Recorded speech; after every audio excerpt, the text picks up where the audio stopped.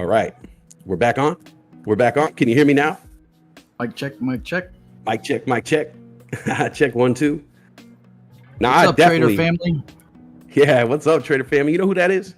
You know who that is, folks? I want to see in the chat that you guys hear my voice, because you cannot miss a minute of this right here, folks. I do not want this to happen. We're on mute. On mute. Let's do the interview on mute for 45 minutes. Ladies and gentlemen, we're going to start a new segment here. And what I want to do is, I don't want to just, everybody knows I like to interview people, but I don't have to interview people who are necessarily famous or creators of a coin or anything like that. Sometimes I could just interview you. Okay, you, Trader fan. And today we have a special interview for you.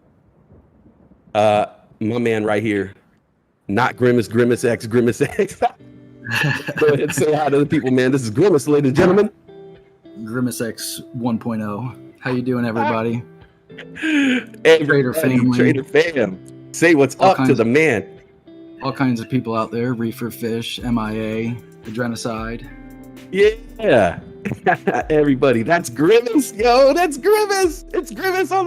I'm so happy, dude. And I'm talking to Westside. This is great.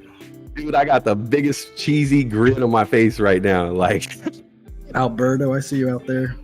To me, I'm talking to a celebrity. To me, I'm talking to Grimace, dude. You know what I'm saying? Like, this dude, Andre P, Caesar C, Jesse J, artist formerly known as and always known as Grimace. That naked dude, no shorts on. He put on clothes for this one. He was like, I gotta stay classy. I put on a vest. L Snap, Corinne. Man, this is like family. Everybody. It is. So I have a question. The first question that I think I might have mentioned this before, but you could clarify it for me, because I always wondered, man, where do you get the name Grimace? Oh wow. Grimace actually has been my name since probably like 14 years old. Are you serious? That's the original. Like, I was in my in my bedroom with like a Webster dictionary looking up things that I could make my screen name way back in the day. And Grimace is actually like if you stub your toe and you smile, but you're doing it out of pain. That grimace on your face. That's what it's based off of. Not the purple guy from McDonald's. But which is a really weird name for them to name that guy Grimace. Yeah, it's kind of awkward that it's a cartoon puppet guy named Grimace. You there? Can you hear me? Hello. We lost Grimace. I'm here if you're there. You still hear me? Or did I just lose the audio? Hello? I can hear you.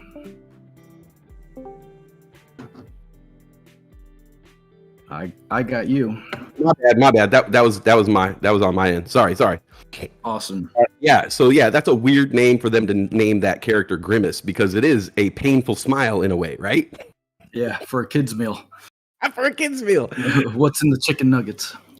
That's funny. So this was the dawn of the internet. Basically, you were planning this whole time. Yeah, and it's kind of stuck. The X is really nothing except for Grimace was taken, so I threw an X on the end of it just to get the screen name to go through, and it's been there for almost 25 years now. Oh my God, man, that's crazy. It's crazy how we get these names and we don't even think at the beginning of the internet. We don't think about how like it's going to impact us 5, 10, 15, 20 years down the road. Now I'm Westside Weed Smoke. I didn't want to be Westside Weed Smoke. Yeah, I think there was a 420 at the end of my name. Grimace 420. Oh, we've all had a 420 at our name at some point in time. A 420, a 187, a 69. Yeah. Look at MIA. He's still 420, 187. I'm not letting it go. That's so funny, man. So yeah, that name stuck around. What was the occasion? Were you signing up for YouTube, or was it your first Yahoo or Lycos account or something? Man, it was probably AIM. Yeah, instant messenger, a bulletin board system or something. I've been around for a while. Right on, man. So, what was your first investment? My first investment, I've only been doing this for a little over a year now. I started in March when the COVID all happened. Okay. My work slowed down. I had some extra funds, so I was like, man, you got all of these big companies that are down 70-80% Right. on some virus that we don't even know. It could be gone next week.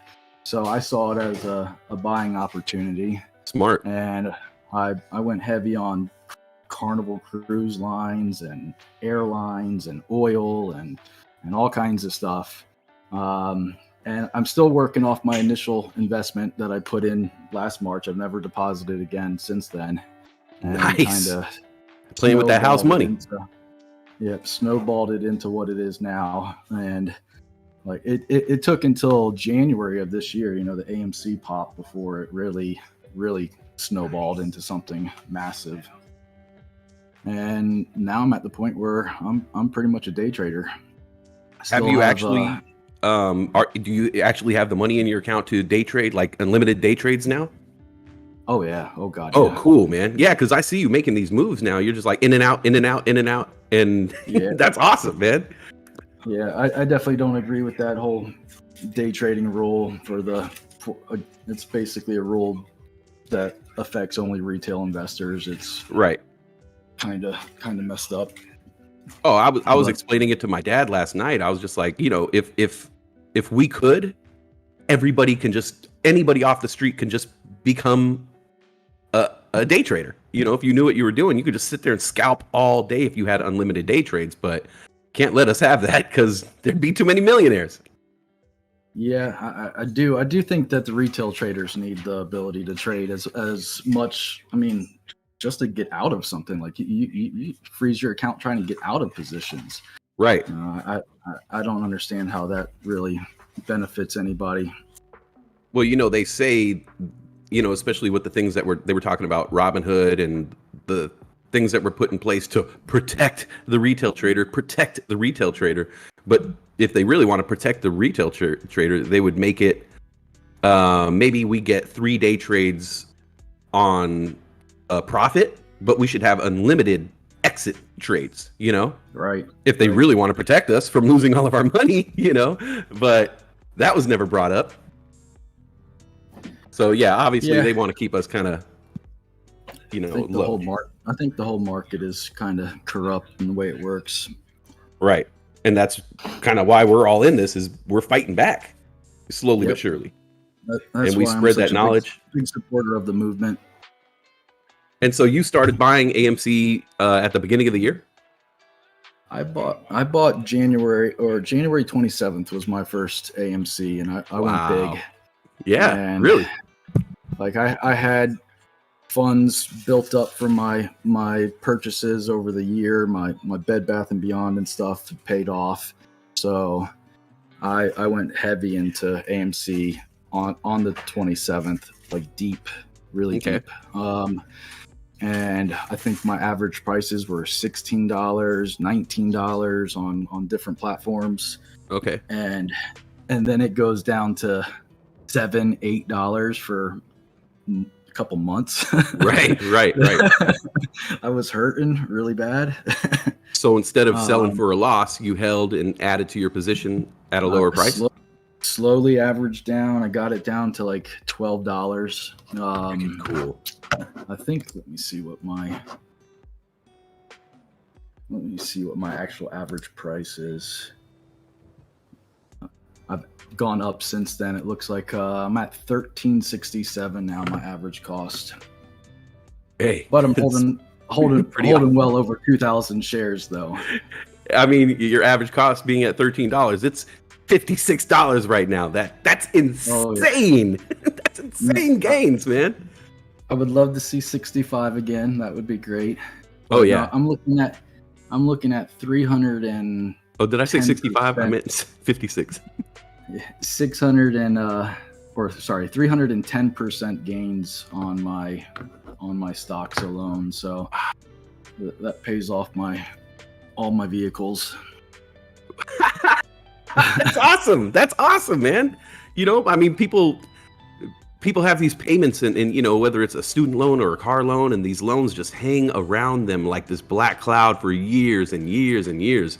One of the greatest things a person can do, especially like in this society, is pay off a debt, pay off that bill. It feels so good. What most of you guys don't know is this is like a blessing in disguise for me. I went out on my own, started my own business about 2 years ago after working for a company for like 15 years. So I was, that has its own stresses in itself. And my wife has been in the dental field for, 15 years or so. And she decided that she was going to go back to school to become a dental hygienist. Mm-hmm. And she just did that. So she's now a full-time student. So I'm the only income in the whole house. So not only did I quit my job, start a new business, but now I am the income for the house. She's not even working part-time or anything. So sole provider. Oh man, it's stressful. And then AMC comes through, and right. This is literally how we're paying off our bills. I've been living credit cards on some days, so this is life-changing for me. Perfect timing. Yeah, it's not like I was wealthy to begin with. I started out very low with my investments, and it's just kind of got to where it is, mainly because of AMC. And so when it came to AMC, you started buying in January when it started popping up and things like that. What propelled you to start buying AMC? Was it certain videos, or what kind of research did you get there? Oh, back then I was using mainly like StockTwits, the app. Okay. It was giving me real fast live sentiment of what people were saying, a lot of FUD and a lot of bots and stuff in there, but right. It was fast knowledge on stuff. And YouTube, I was a Trades, Gorilla Gang, in January, and I think that's how I actually found Bulldog, is I was searching AMC videos on YouTube, and I got his clickbait, thumbnail, and I haven't left since then. I've literally had to stream on, I think, every day since the early February. All right. Yeah, I mean, I think I started at the same time, maybe mid-February, right around Valentine's Day is when I found the channel. and same, I never turned it off. I think I'm right there with you. There was hardly any subscribers, and now we're pushing 19,000. Isn't it crazy? Unreal, man. It's unreal. So when you first started trading after COVID hit and everything dipped, how did you kind of start from square one? Where did that start? What app did you get, and what kind of prompted you to do that? I'm still to this day using Robinhood. Okay. I use Webull, and I use E-Trade and a couple other platforms, but all of my AMC was in Robinhood, right. Thousands and thousands of dollars worth of AMC in Robinhood, and I was too scared to transfer. Right. I'm like, I'm gonna miss it. It's a 5-day, 7-day waiting period. It's gonna squeeze in that period, and right. I'm not gonna have anything, Right. So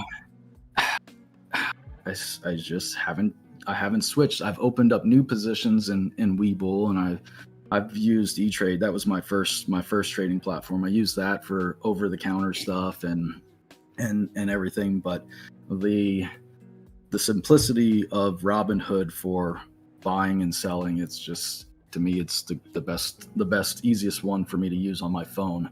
When I'm on my computer, it's Webull. It's got all my information, my charts, 1-minute candles. I can't even do that on Robinhood. Right. So I'm back and forth between two constantly. I like both. I always feel guilty when I say that I still trade on Robinhood, but at the end of the day, it's fast, it's pretty, it's simple. Yeah, you just gotta expect their problems, their issues. Yeah, you know what you're getting. So when you did first start trading, you had no trading experience. You just saw the dips and moved on it. I started as just really I wasn't day trading at all. I was just buying long positions. Okay. Companies that I thought were gonna be here in a year. Did you watch any YouTube videos before, or did you just kind of like pick up the app and just kind of learn on the fly? I had E-Trade. Like I was buying Tesla and Applied Materials and stuff like that way back, like before COVID. Oh, okay. But just tiny positions, nothing serious, So yeah, I started technically on E-Trade, but everything I was buying, it was just stuff that I believed in. I thought was going to do good in a few years forward, stuff I was holding for long term. Now my style of trading is completely different. I like momentum. I like these crazy FOMO plays and right. Reddit and WSB and all this stuff. Like I like to make my money just on these real quick in and out plays. It's high stress, but there's definitely like a good payoff when you can find them, and especially when you start to get into the rhythm. Especially, I feel like once you can get into the rhythm and spot them, you can kind of see which ones are going to go up a little bit and get your tendies real quick and get out, which is nice. Yeah. And now I have money to play with too. So when I say, it takes money to make money, like right. I can throw $10,000 at one of these stupid FOMO stocks and it goes up, 10, 15 cents. That's a couple $100, right. That's why I like to get in and out real quick, because I don't want those bags. Exactly. And especially now that you can actually day trade, you don't have to worry about it. You can get in, out, whatever, So that's nice. Yep. And so so you still have your side business, right? Yeah, I'm an AV contractor, low voltage contractor. So I install like home theater systems, TVs, Wi-Fi, surround sound, internet, cable. Okay. Everything related to electronics, basically. I just don't do high voltage. Okay. So home theater kind of stuff? Yep. AV work. Been doing that for, my whole life. 2.5 years on my own, 15 years at my last company. And then I worked at Circuit City, like way before Best Buy was even I remember thought. Circuit City. Yeah. Oh yeah. That was my shop. Like that was where I went when I got a paycheck. I went straight to Circuit City. They had everything I needed. I loved Circuit City. Yeah. I loved the company. I learned so much there, whether it was about sales, customer service, or just, the products and the electronics in general. I really enjoyed that job, except for the whole retail hours and everything. Right. And I was young. Working on Thanksgiving. 18 years old, and I was making great money off of the commission. Yeah, because that was commission back then, no hourly, so they paid really, really well. Oh, right on. Best Buy came in and screwed all that up. They're like, yeah, you could get 16-year-olds to sell this stuff, and they don't need to know anything, and you just pay them hourly. Right, and they don't work on commission. They don't care about commission. Yep. So, are all the Circuit Cities gone? I think they have an online. I think they opened back up online, but yeah. Oh, okay. The storefronts are all done. Yeah, I used to go to Circuit City. There was another one like Good Guys or something like that. Good Deals. Oh, Adrenocide said Radio Shack. Yeah. I can't believe Radio Shack closed down. That's. I think I actually have one still in this town, but Radio Shacks were big for me. I love those places. Yeah, Radio Shacks were fun. It was straight to the point. They were all business, you know. You can go in there and just find like, you know, little tiny electronic parts that no one else would have, Yeah, or just order them. They would order people used anything to for you. fix things. You know, people used to actually, fix their TVs and stuff when they went back. Now we Right? just replace the whole board. Now they call you. Yeah, replace this little 50-cent capacitor, or you could just replace the whole board for $150.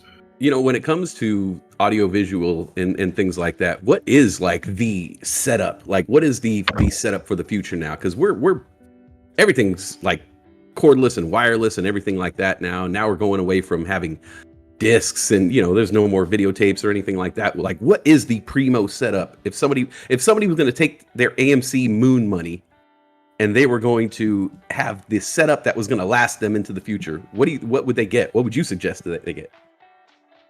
Let's see. I'm a big Samsung TV guy. I love Samsung. And LG. You know, there's one of the two. Either your QLEDs or your OLEDs. You can't go. Those are the two manufacturers for all screens, by the way. What's the difference between a Q and an OLED? Is there a difference? Basically, Samsung makes the QLEDs. There is a technology difference, quantum dots. OLED is made by LG. That's an organic one. So the technologies are slightly different. But any OLED TV that you buy, whether it's Sony or anybody, it's LG that's making it. And any other thing that's not OLED, QLED, anything like that, it's going to be Samsung that's making the screens. Oh, I didn't know that. Samsung's better for real bright rooms. LG's really good for dark rooms. So there's a... Yeah, okay. LGs can burn in. I see Andre P saying that. LGs can burn on the screen? Yeah, OLED will burn in.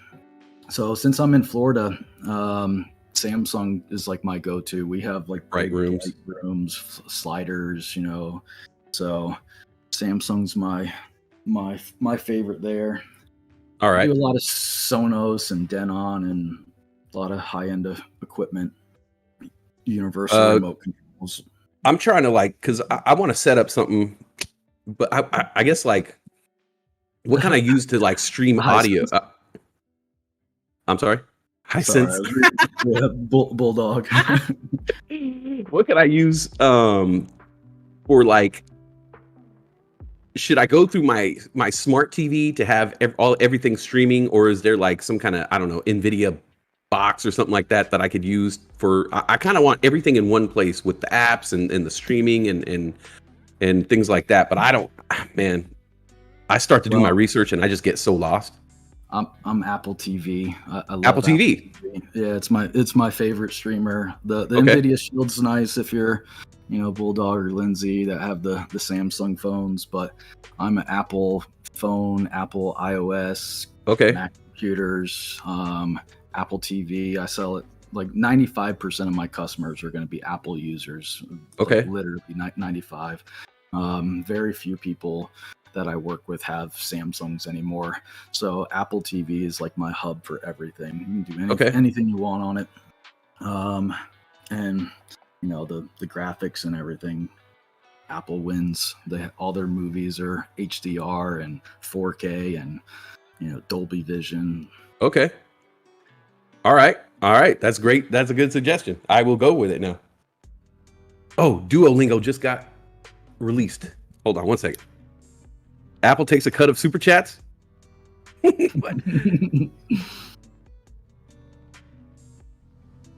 Apple gets a cut of everything. We'll be buying everything with Apple coins in the next 2 years. Possibly, right? I mean, that's a big company. I'm really tripping on the value of that company. Like, it seems like the shares should be so much more expensive. I think Apple has one of the best future. I think it has a better future than Tesla, to be honest, especially if they're getting into the automobile industry and everything. And LiDAR. I think LiDAR is going to be the next big thing that no one's really talking about, the augmented reality. I think that's going to be huge. Oh yeah. When I heard Bulldog talking about, walking around with glasses and seeing all kinds of things that aren't really there, and going into someone's house and seeing all their NFT statues and art. Oh man. You watch people playing VR and they're tripping over their cords and falling down and everything. With AR, you look around your room and you can put the Mona Lisa on your wall. You can put you can do whatever you want. Like all these NFT arts and everything, people are going to have their whole house decked out with digital artwork and everything. And Apple's going to be there first, because they're putting, the LiDAR scanners and stuff on their phone already. Okay. So I can do a 3D scan of pretty much anything on the fly with Wow. LiDARs. Yeah. So I think that we'll be scanning our faces. I think our faces will be our avatars here, like actual avatar of our face. Bulldog says, lions at my front door. Oh, that would be sick. Yeah. Oh my God. That just blew my mind. I think like touring, like we could be in Florida and go see the Eiffel Tower, like real size, and it would be just an empty field. Oh wow, you're right.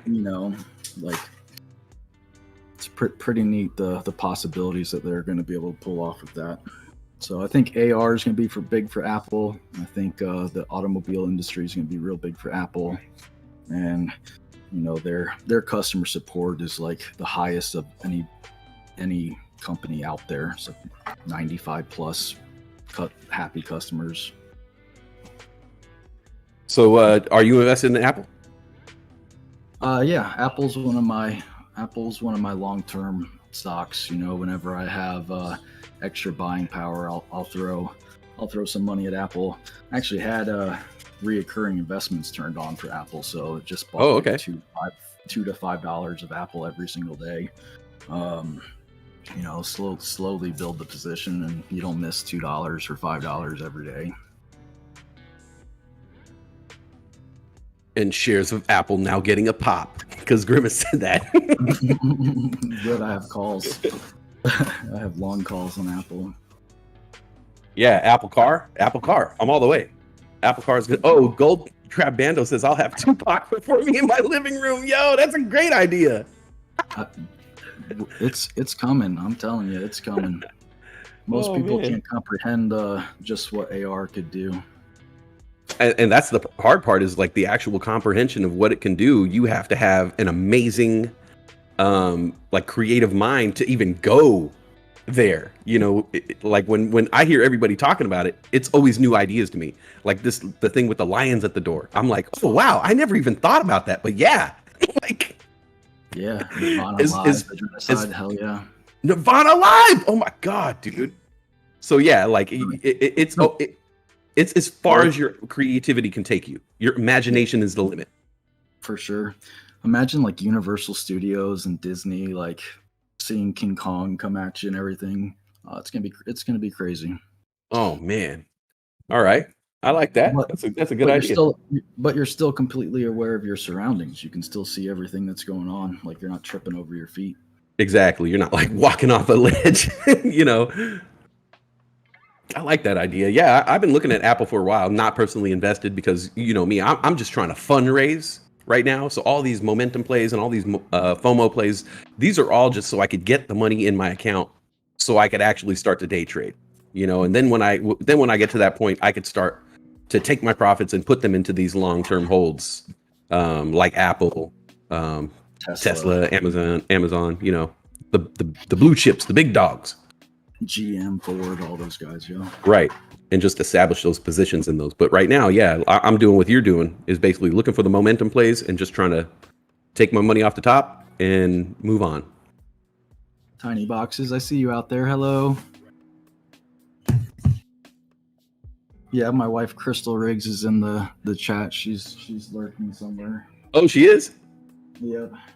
Oh, right on. Shout out to Crystal Riggs. So, your Halloween pictures are legendary. I don't know if anybody knows this, but if you guys don't know, the Halloween pictures, Grimace's Halloween costumes are stuff of legend. Where did that start? My mom, honestly. Oh yeah. Like I was really young. Like I got pictures when I was like maybe 5, 6 years old, and I went as like a GI Joe. I was real big in GI Joes when I was little. Oh, me So I too. was all camoed out with my camo clothes and everything, and my mom did like this bruised eye with a bloody lip and everything, and I just thought it was so cool. Like I thought it was so cool, and then Star Wars with like all of the characters, like I just loved all of that stuff. I thought it was so neat. So I was always big on Halloween. Every time Halloween would come, like going all out. My daughter's the same way. My wife's more Christmas. Okay.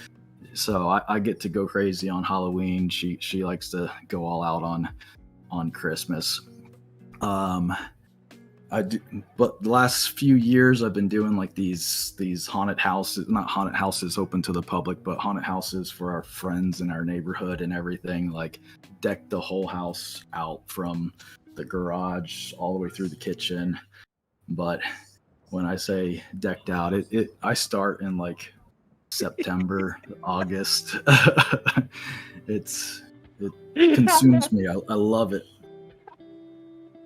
You know what? It's a pastime. It's a hobby, and there's nothing. You're bringing positivity. So yeah, Yep. Bulldog says this year's going to be nuts. I bet. That's what I was. Yeah. That's what I was going to get at. Like, how big is it going to get now? As life gets better around you. I gotta post some pictures of the house and everything. Like I would spend my free time instead of on YouTube and on stocks and everything. I was like building Halloween props and everything. So I built this big scary scarecrow and mounted it in my front yard. And my neighbor across the street was Jehovah Witness, and she would call code enforcement on me all the time, and it was fun. Oh man, I love scarecrows. What the hell? Bulldog, AR Halloween, man, that would literally cause people to have mental breakdowns and stuff. For real, right? Like Freddy Krueger just following you.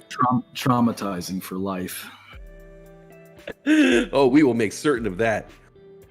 What's the bigger holiday at your house? Halloween or Christmas? Usually Halloween. Oh, okay. Usually Halloween. I don't like to take down my decorations because they took me so long to put up, so it kind of rolls over to like November, November, like Thanksgiving. Okay, we should probably take down the Halloween decorations, and I'm out there trying to put Christmas hats on skeletons, so I think Halloween definitely takes the cake. That's awesome, man. And your kids enjoy it, obviously, so it's all positive. My daughter, she's like phenomenal with like makeup, like really? Actual makeup. So she's now like a mini me. So she goes all out. I gotta post her pictures.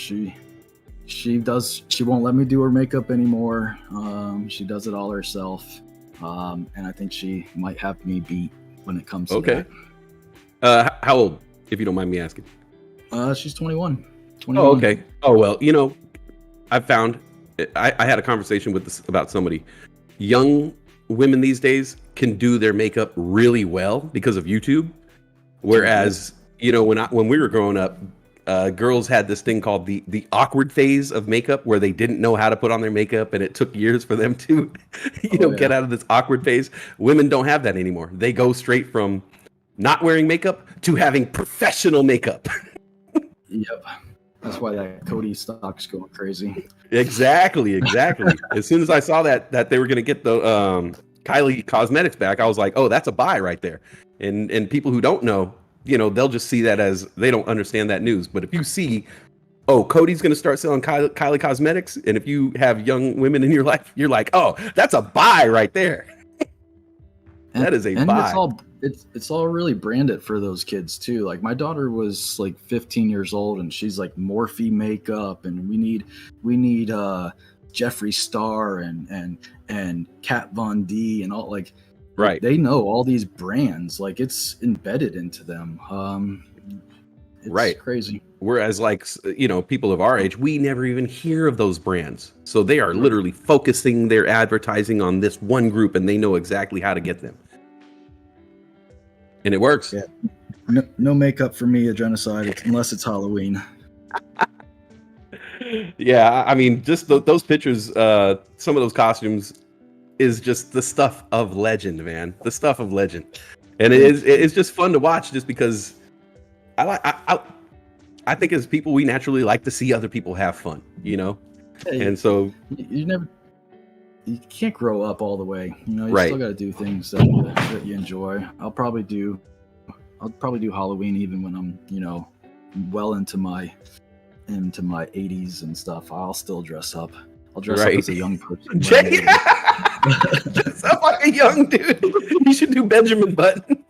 Every year you get older, you just dress younger and younger until you're 80-year-old 90s, you're like a baby. Skinny jeans and Yeezys. And a big coffee cup and your keys carabiner, your keys Starbucks attached cup. to the outside. Huge Starbucks cup, reasonable Starbucks cup, with like a fluorescent beverage. Be a total millennial. I love it, man. People also might not know. I mean, those of us who know, we know. We look at the pictures. We know that you're infamously amazing at Halloween. But another thing that people also that you're famous for in the group is the food. The food. Let's talk about the food. I love. Where did that all start, man? Are you just naturally a good cook? Well, no, my parents and my brother Okay. and stuff, they cook good. I'm probably the best in my family, but my granny was a good cook. Like, she's Southern. It's like she was in magazines and stuff for her cookies and her recipes and everything. But no, I think my biggest thing with cooking is I like to eat. Like, I like food. Right on. So I got this super chat going in my headphones. So 1 second. Yeah. All right. Well, here we go. You gotta announce the super chat. This is Grimace X first. Super chat. Super chat. Ah, yeah. Yo. Bulldog Trading. Thank you for that super chat, Bulldog Trading. That was awesome. I just did a super chat with Grimace. No dolphin for me. Click that. Check that off my bucket list. There we go. So yeah, you obviously I like the stuff you create looks great, man. Like, I like to eat. I don't like to cook. I like to eat. okay. Everybody says, "Oh, you should open a food truck or restaurant or whatever," and I really don't want to cook for people. The reason I cook is I want to eat a steak that tastes good. Right. I don't want to go to Outback and pay $20 for a mediocre steak when I can make a 10 times better steak for half the price at home. So I just really enjoy eating food. I'll try anything, when it comes to food. I'm the same way. I learned to cook out of necessity. My dad would only make one thing. He would make shake and bake chicken and white rice. And then he would put butter and salt on the white rice. That was the only thing he could make. He would either shake and bake chicken or pork chops, and it was white rice with butter and salt. Which, hey, I'm not gonna lie, it's a good meal. But it got boring after a while. My favorite meal: pan-fried pork chop, white rice, and beans. Like, not a steak, nothing else. I love a pan-fried pork chop if it's done right. I love a good pork chop, juicy. If it's done right, little crispy on the outside, soft on the inside, full of flavor. Yeah. But yeah, iguanas are genocide. No iguana yet? No, I'm not eating no iguana. You're not gonna eat iguana because they're everywhere out there, right? No, I'm from Florida, but I'm not that Florida. Okay. I'm not eating squirrels. I'm not gonna eat no squirrel. I'm not eating You're a man iguana. from Florida, but you're not Florida man. I'm Florida man in some ways, but I'm not eating no wild. I love animals. I couldn't I couldn't kill one to eat it. It's not me. I'm the same way. I have this dilemma right now. I talked about it on the air of being vegan versus eating meat. I like animals, and I if I saw a bird and it had a broken wing, I wouldn't say, "Oh, that bird's dead. I'm gonna just kill it and eat it. That bird has no life anymore." I would say, "Oh, that bird with a broken wing needs to be taken somewhere like a sanctuary." You know. I've actually took in a parrot before because it was injured and outside, and that was an experience. It kind of bonded to me. It hated everybody except for me. Oh, it was crazy. Like, it wouldn't let anybody touch it except for me. It loved me, but would not let my wife feed it, or it would let my wife feed it, but it would bite at her every single time. My daughter, no one could touch it. I guess parrots bond to a sole person, and then they stay bonded to that one person. So that was fun. We had that thing for about 5 weeks before we had to get rid of it because it was just way too mean to everybody else. Oh, really? Yeah, I mean, I found a bird one time when I was living in LA, and it made me realize, wow, I immediately want to help this thing. I don't want to eat it. So I know my natural instinct is to be kind to animals, yet, I'll go and eat a bucket of chicken. I judge people by the way they treat animals. Like, if I see you, like, I had people come over my house and they would, snuff my dog, and I'm like, or my dog would growl underneath her, like rumble. I'm like, nope, my dog don't like you. I don't like you. There's something wrong. Like, I judge people just based on how they treat animals or how animals treat them. They know more than we know. Oh, it's a great identifier. I got a cat. My cat's super friendly. It'll walk up to anybody and put its face in anybody's face.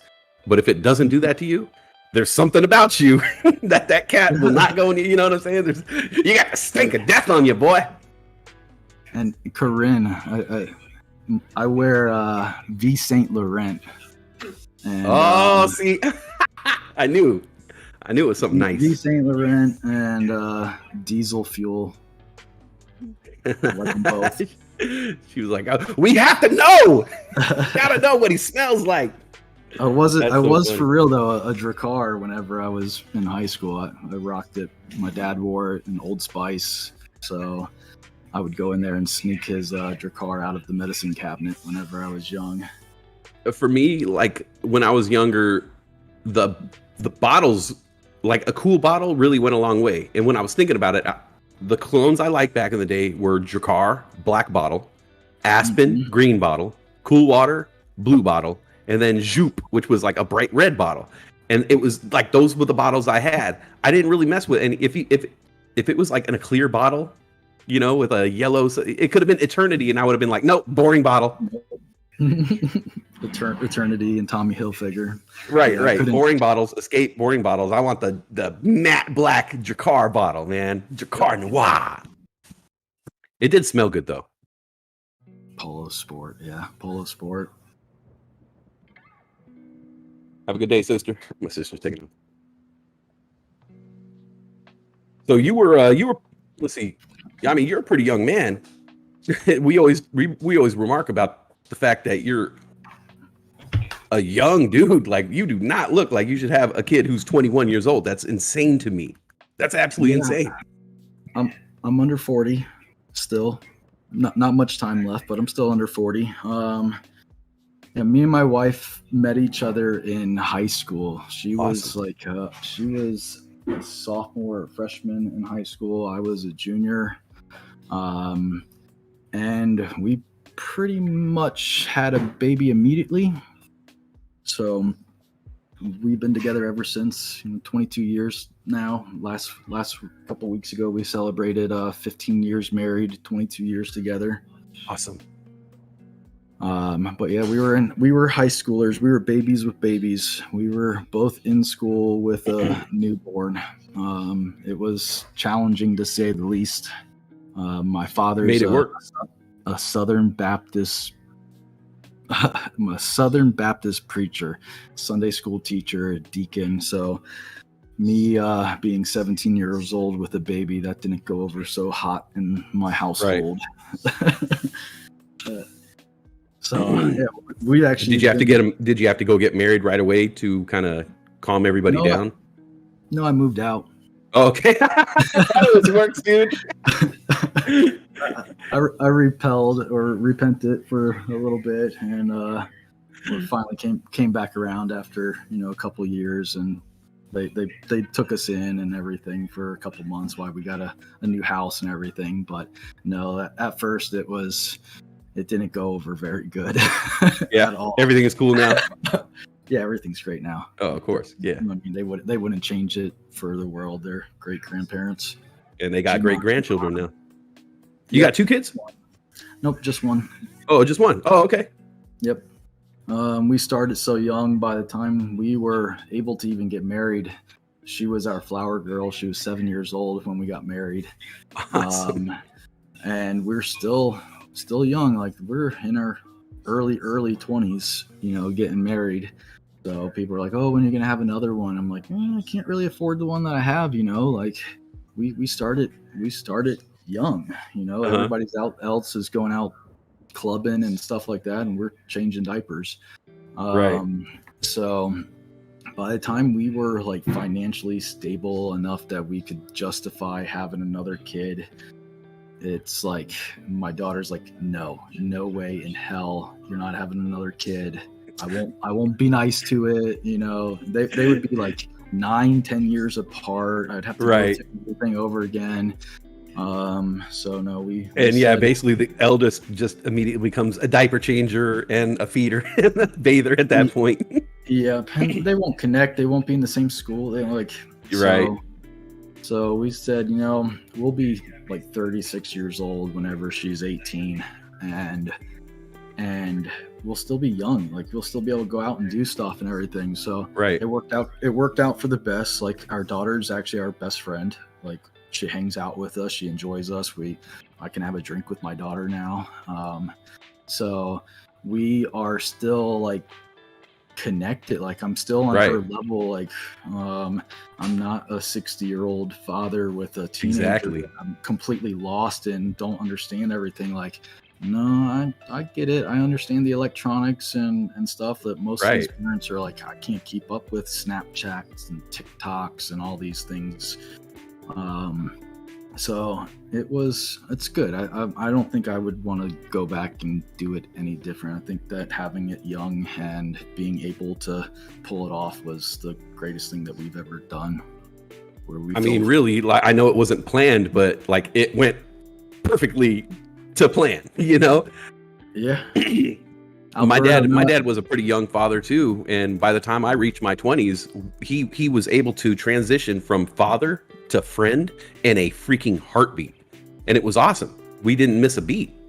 Yeah, it was. We had a really tough time in the teenage years. Like, you go from being hero to zero. Like, you're the greatest thing in the world to the you don't know anything. Like, teenage years were really, really tough. Like, we couldn't stand to look at each other on most days. Like, it was like really difficult. Like, especially with the girl and the boy, like the dad and the daughter. Like, to see her go against everything you trained her or taught her or raised her, whatever you want to call it. Like, go against everything you do, and you're like, oh, what did I do? Like, and then they graduate. They try to go out in life and do everything on their own because they know better than you. And then they realize, wow, damn, dad was right. Like, or mom was right. Like, and now we're best friends. Like, those teenage years, I don't think anybody can perfect those as a parent. If you do, more power to you. I don't know how you pull that off. Teenage years were tough. Oh yeah. Well, I mean, and no offense, but especially for girls, I think, because I saw it with my sister and my parents with my sisters. Like, it was really rough for them. I was like, so easy. Boyfriends? Oh yeah, right? Oh man. Because there was one thing that was always looming over everybody's head was like, I don't even know if her first boyfriend was really a bad guy or not, but Man, he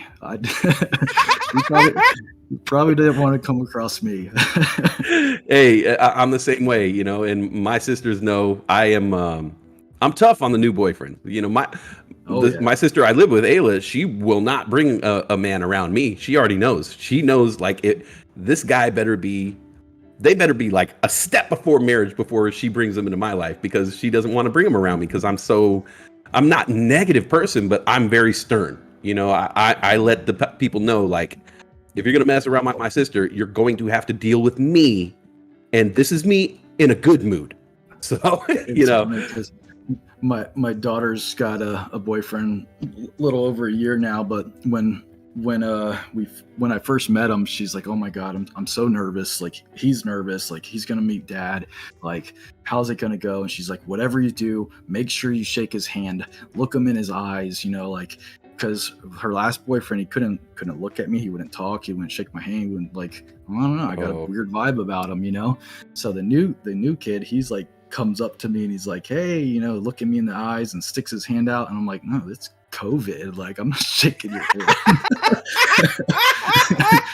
Not today, bud. He's like, so it was funny because she's like, "Oh man, he was so worried that because you guys didn't shake hands that you weren't gonna like him." And funny how times have changed. Right? Now you're like, "Hey, dude, don't shake my hand, man." Eye contact's fine though. Yep. Elbow bump. Elbow bumps. That's funny, man. But I mean, you it was a tough situation being a young father, but now you're in cruise control, and now you're not even 40 yet. You've got these amazing investments. Your child is your best friend. I mean, I'm not to put too much on it or jinx you or anything, but life probably feels pretty good right now. Life is decent right now. Life is really good. That's good to hear, because we just had like the worst year of all of our lives. So to hear stories coming out that people are. Yeah, 2020 was difficult. That was rough, especially having a new business and no travel, and like majority of my clients are dual residents. So my business kind of screeched to a stop. So stock markets, saved me. Man, thank God, man. But, it wasn't just a fluke. You did your research, you put your money on the line, which is like a hard thing for people to do, especially in your situation. Yeah, just stressful to say the least. Yeah, stocks. Right. Stressful. I've got holes burned in the ground from pacing around the room and sweating and screaming. And I'm on the desk number 15 because Bulldog keeps playing that hype music. I feel that totally, man. That's so funny. Daniel Mullen and Robert Harris and Wendy out there in the chat. What's up, guys? So these days, what are you looking at? Of course, you're locked in on AMC. These days, you're just looking at the momentum plays that we're running up here, the FOMO stuff. I'm still real heavily invested into AMC. I've got long calls on things like Ford and Apple and Applied Materials and GM. When did you start playing options? My first options was probably May of like almost right after I started investing. So you caught on to that quick. Not really caught on to it, but I was going through the Robinhood accounts, and I'm like, options trading, what's this? And do you want to apply? Sure, yeah, and made up a whole bunch of stuff, and they're like, yeah, you're approved. I'm like, sweet. I've been trading for 2 weeks, and they approved me for options. I only have a couple $1,000s in my account. So I bought Bed Bath & Beyond calls for like January 2021, back in May, and they paid out like my AMC options are paying out. Like well, not quite, but they paid out like crazy amounts, and I'm like, I'm addicted. This is this is where it's at. You know, what am I doing with the stocks? You know, options are you know, so much money to be made. I'm trying to talk to my buddies about it. I'm like, options, and they're like, oh, I don't know anything about options. And I'm like, just look at how much I made 4,000% on like this trade. And then like DFV, Roaring Kitty, you know, I was looking at his daily updates and I'm like, man, he's got 50,000 stocks, and he's got 500 options that are paying more than his 50,000 stocks. Yet he invested like an eighth of what he invested on the stocks. He put so much less money out there, and the return is way higher in percentage. I'm like, it just makes sense to do options. Like, okay. So that's where then I start watching videos on it and trying to learn and everything. And I've had so many calls and options expire worthless. But to me, it's like a little learning experience. You know, I've used to buy 1 week options and I'm like, man, why they keep going to zero? They were just like 500 a couple days ago. Now they're zero. And I'm like, yep, I've learned time decay and beta because of, you know, things going south. So right. It was more like trial and error. So I said, okay, well, don't do 1 week options anymore. Yeah, push them out farther.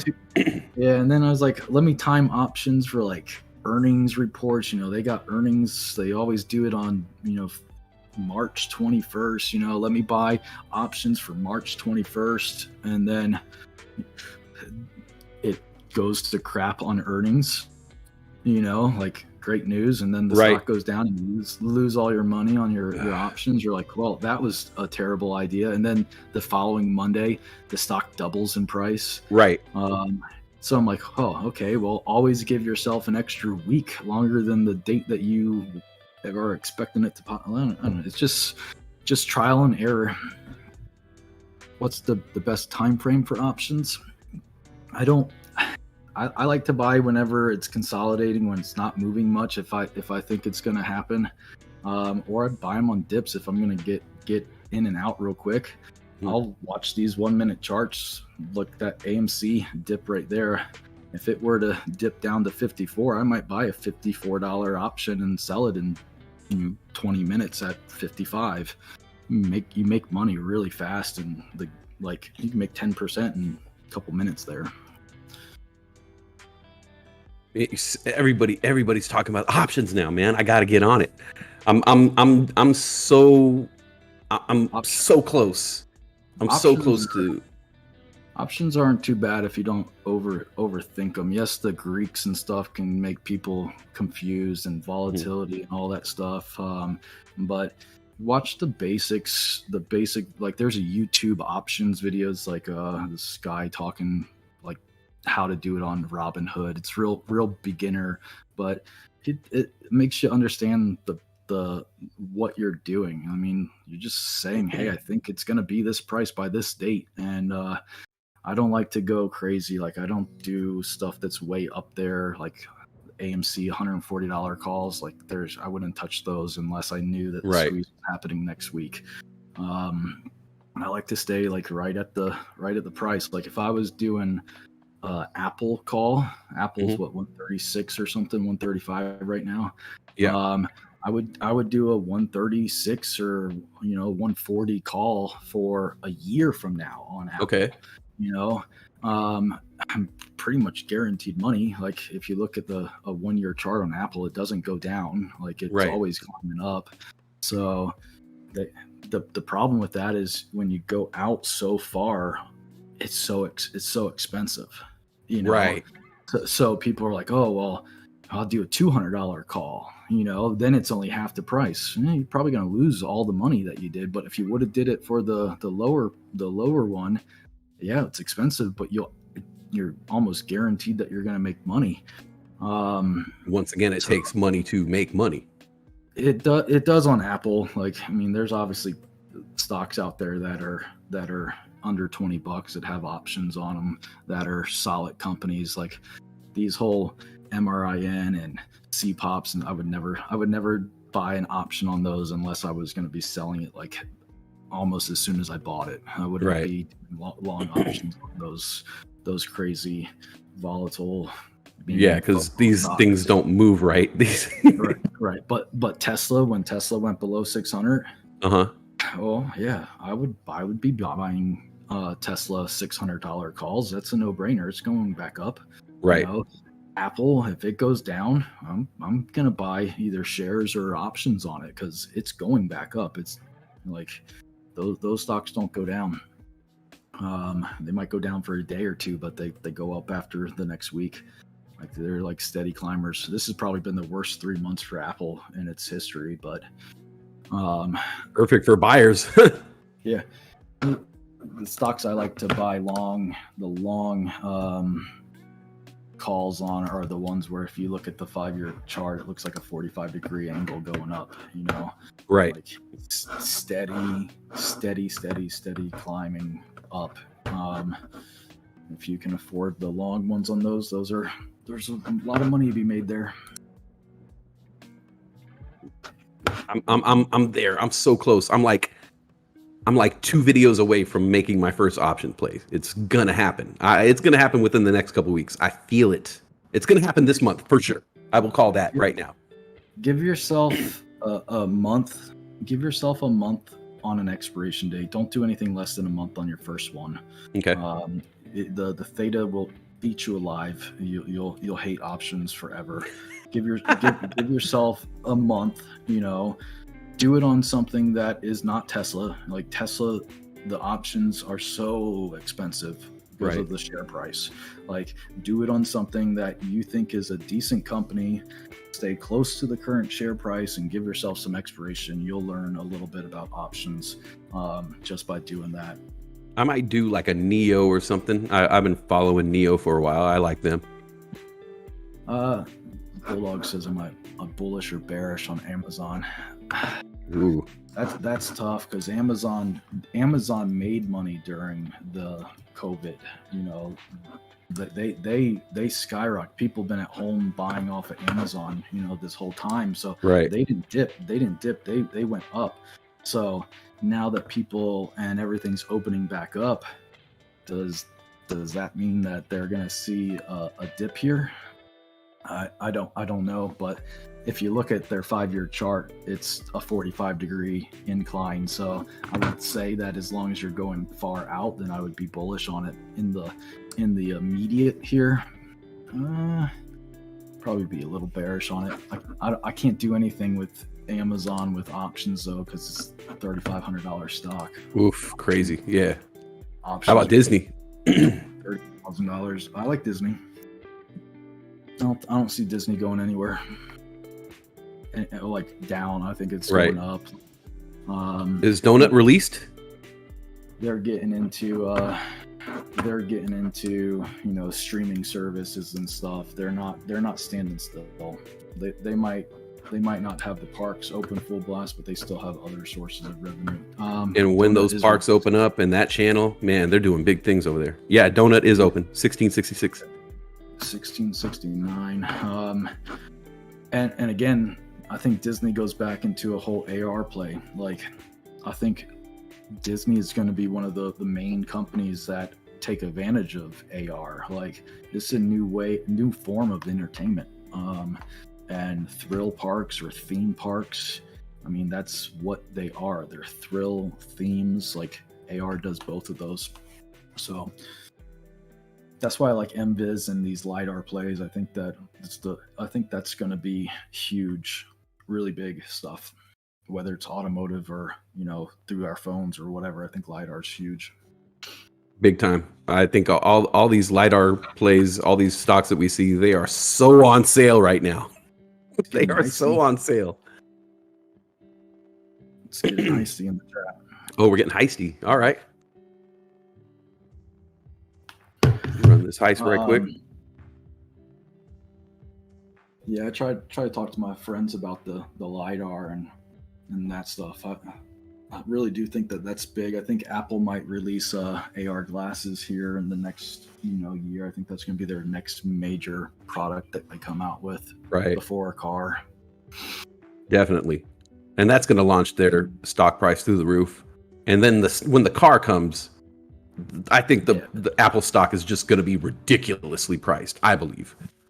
Yeah, you can be able to text people items like, I don't know, it's like a chair.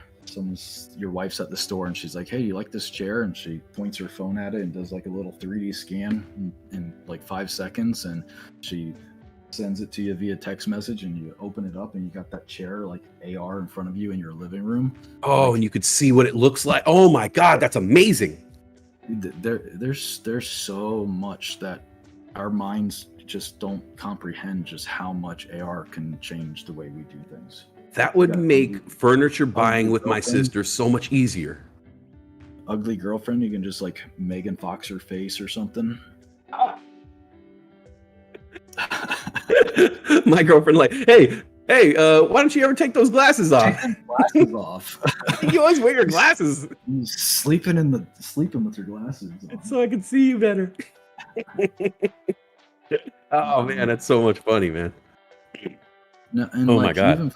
Even for like education, like imagine like a mechanic, need to do an engine breakdown. Like, how cool would it be to have an engine that you could walk around and literally like Mission Impossible, like move the parts away and everything? Like, imagine this in our schools and everything. Like medicine. Medicine. Like you could do it, an exam and everything. I don't know. I just think that we have a lot that we can do, and I really do think that Apple is the one that's creeping up on it. Because everybody, when they're saying, "What's LiDAR? Why are they putting a LiDAR on their phone?" Oh yeah, it's so that you can focus in the dark. No, it's so that you can do 3D renderings instantaneous on your phone. Like, just to do a 3D model back like last year, you had to like set something in like a photo booth and then take like 1,000 pictures of it from every possible angle with these specialized machines, and then put it into software where it like rendered it, and it still didn't look right. It looked like one of those 4D ultrasounds. It's like horrible quality. Like, you're doing it on the fly with your cell phone that's in everyone's pocket. Like, there'll be scans of everything that you can possibly think of. This is going to be crazy. I mean, the future is really going to be something crazy. I can't believe C-pop is at 123% on the day. Right? It's crazy. I'm glad I didn't sell it. Was that, what, 425 yesterday or something? Yeah. This is insane. Man, I got really lucky on that one. I wish I bought more. Donut spiking. Yeah, donuts on a run. And this other one, GDYN, Grid Dynamics, just popped up there. Another daily high, 1833. That thing's out of control. We've been talking for a while. I forgot all about stocks. Right. It's probably time we wrap this up. Trader Lunch is coming to an end, and I'm sure you want to get back to trading. I got to make a couple bucks here. Yeah. But dude, thank you. It's been a pleasure talking to you, Westside. I mean, thank you so much. To finally have a one-on-one with you, and seeing all these people in the chat. Like, I love our community. We got the probably the best community I think I've ever been in my whole entire life. Like, everybody, it's amazing, right? It's just so cool. Like, the names that scroll through the chat every day, like, it's just unreal. I was trying to make a shout out list to everybody, and I filled up like 50, 60 names. Like, there's so many names that are in here on a regular basis. It's awesome. Oh, it's so hard to single people out. Like, it's the family, it's the group, it's the whole squad. Bulldog, thank you for putting this together, man. It's awesome. Well, before we go, let me give you some time to actually talk to the people and like let them know, say anything you ever want to say. Like, this is your moment, man. Well, I'll shout out some of these names. You got Wendy, Trini, Adrenocide, Andre P, Alberto, Caesar C, Pooter Poots. I don't know if Pooter's out there or not, so I haven't seen any Poo coins lately. MIA, Sabrina, Heidenreich. Heidenreich gives me coffee every morning. Cassie, Tiny Boxes. D-Grade with his super chats. Daniel Mullins also. D-Grade, not smoking. That's awesome. I'm proud of you, man. I wish I could do that. I've been smoking like half my life, more than half my life. The more I do stocks, the more I smoke. Corinne, I think everybody says her name's wrong. I don't know if it's Karen, Corinne, all the crypto Kazis and one less Kazis and bald all Kazis. the Kazis. Sabrina, I see out there. El Snapatin, Tana May, MIA, like Little Nikki. You're awesome, MIA. Thank you for all your support. Adrenocide, like, to me, he's Poutine Dreams. I don't know who Adrenocide is. Just Do's. I love him. Like, what? He's the most chill, relaxed, down to earth person in the world. I just love him. Obviously, Westside, you make me laugh every day, like in tears, laugh every single day. Rusty Rocks. Rusty.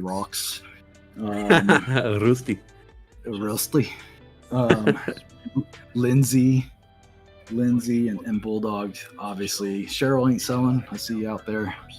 Yeah, it's just so many, like so many people in this community. I love all of you guys. You guys are the best. Glad we got to talk. Neo Wolf, you've been out. I've seen you out there the last couple weeks. Yeah, thank you, Westside. Thank you, Bulldog. Thank you, Lindsay, for putting this together. You guys, definitely, awesome. Man. Thank you for joining us, man. Like, this is, I think we got into the channel at the same time, but you were always an elder statesman to me. You know, even though I had started at the same time as you were the person who was helping people out. You had the knowledge and you were willing to help people out in the chat and things like that. So I've always looked up to you, you know, so thanks for coming on. And this is like, who are you going to interview next? I don't know. That's a good question. Oh, Gone Postal. My bad. I didn't shout you out. It's because all those naked photos you were posting in Discord. TOPLESS, topless. Yeah, I don't know who's next. The thing is, there's so many people now. I could pick a name out of random, and they will be another interesting person. Hashtag winner to see who. Right.